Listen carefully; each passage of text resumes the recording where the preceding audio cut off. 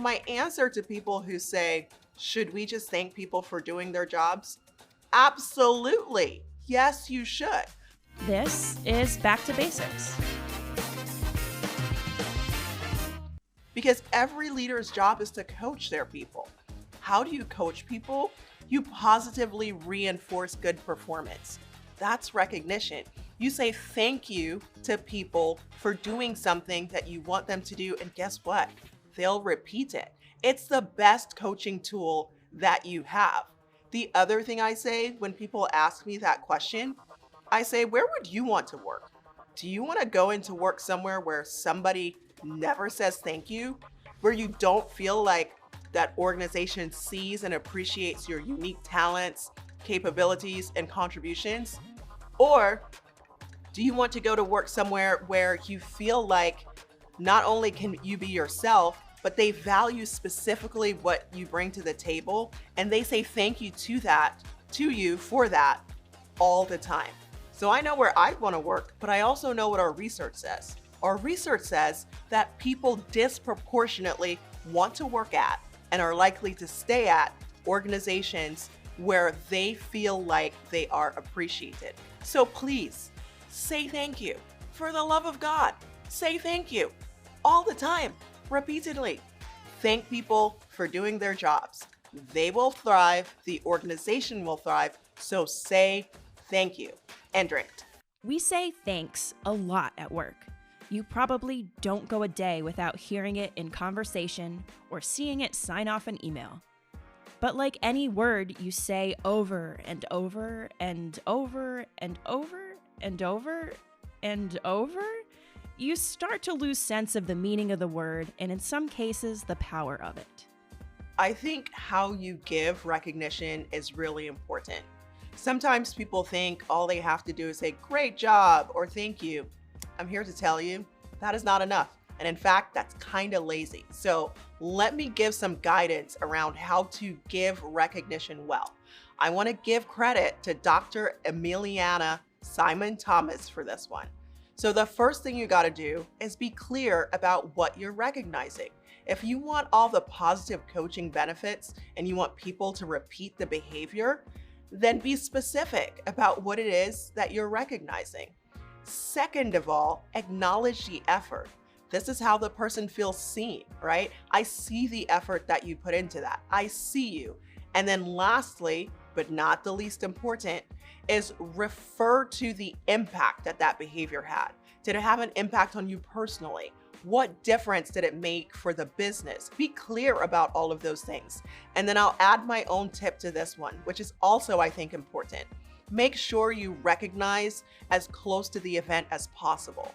You don't want months to pass before the person realizes, oh, the organization really could benefit from this behavior. This is a high impact behavior that I should be repeating. No, do it as close to the event as possible so you get that person repeating the behavior immediately, and then you reinforce it again and it becomes a habit. The person becomes a high performer and the organization benefits from the behavior. Easy, right? But here's the thing. It's not widely adopted because we underestimate the value of a thank you. Even when it's been found that gratitude can improve our mental and physical well-being, it can reduce our stress, boost our self-esteem, and improve our relationships. So many good things. Maybe we need to jumpstart the habit of gratitude. And maybe we've got a bonus exercise that'll do just that. It's called the Reflected Best Self exercise. In it, you solicit positive stories about when you were at your best from people throughout different parts of your life. You read through these stories and write about the experience. This flood of new information provides a jolt that can cause us to positively rethink how we view ourselves. These jolts happen at retirement parties and weddings, when they're part of an order of ceremonies, but they're rarely consistent. That inspired behavior can be the difference between a company benefit and the formation of an entirely new company culture. We know gratitude in the workplace by a single name: recognition. Employee recognition. It's an incredibly efficient way to use appreciation and gratitude to change the culture of your organization and nudge it in the direction that you want it to go. And when it's done well, recognition can have an impact on all sorts of areas of your business. Organizational resilience, better engagement scores. It improves retention. It improves outlook on career development. It improves employer brand. Turnover, engagement, patient satisfaction scores, safety ratings. Gosh, like there's so many to choose from. Definitely employee experience, retention, productivity, safety, and I'll include under safety also psychological safety. Well-being. Your bottom line. Much lower turnover in brand new employees that you've just onboarded, easier to onboard those employees. Speed, agility, ability to pivot. I think those are the key ones for me right now. Now, don't get us wrong. It's great to get thanks and a shout out for the work you're doing from anyone in the organization. But there's one more piece to scaling and sustaining recognition as a business practice, and that's some capital. When you talk about employee recognition, it only works if you have both the thanks and the reward. The thanks gives you the dopamine rush in the brain. It's a sense of appreciation and warmth, and it's a good memory. The reward allows that to echo throughout time and be reminded of it. And if you string enough of these together, you are always in a state of being reminded of good times, being reminded of the connections that you have within your organization. And that's the kind of thing that changes cultures when enough people have that kind of spread over time. Recognition requires investment, like actual dollars. But it won't have the accounting team sweating, and you're poised to see a lucrative return on investment. So let's make it easy and start the bidding for funding a recognition program at 1% of your payroll. Why 1%?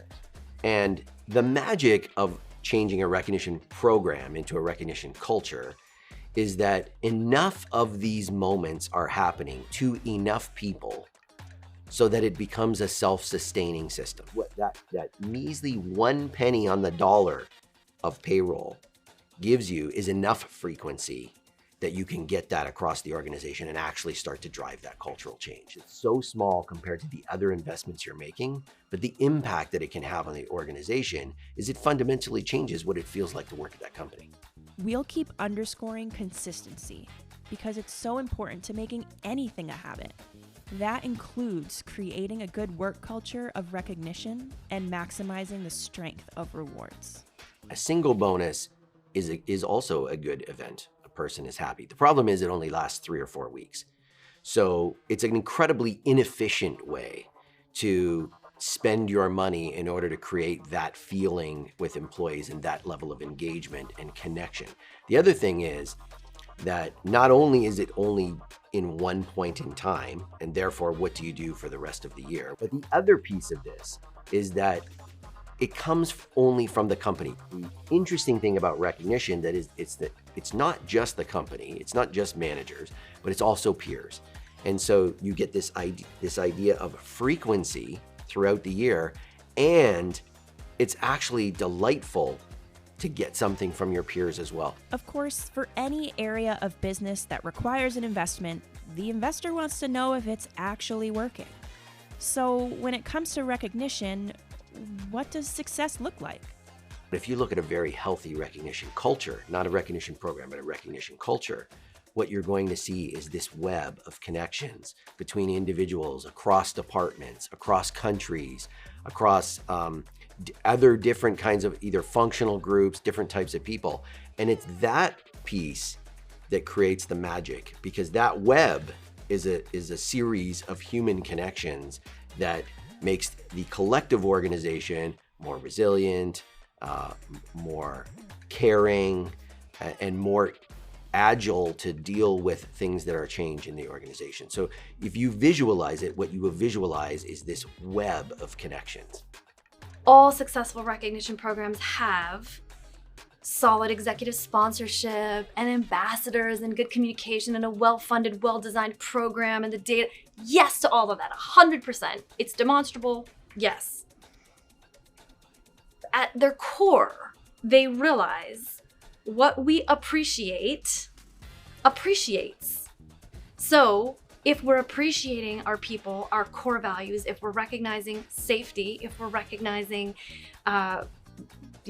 company brand ambassadors, that will appreciate. Leaders have to model the behavior. People understand when it's authentic and when it's not. So we have to be really thoughtful about the authenticity piece there. I think leaders should hold each other accountable and even maybe talk about it amongst themselves. Hey, when's the last time you recognized someone on the team? And hold each other to that. Recognition sets the tone for the entire company. And on the next episode, we're going to see what it does to one of the most important facets of a healthy, successful company culture: how we talk to each other.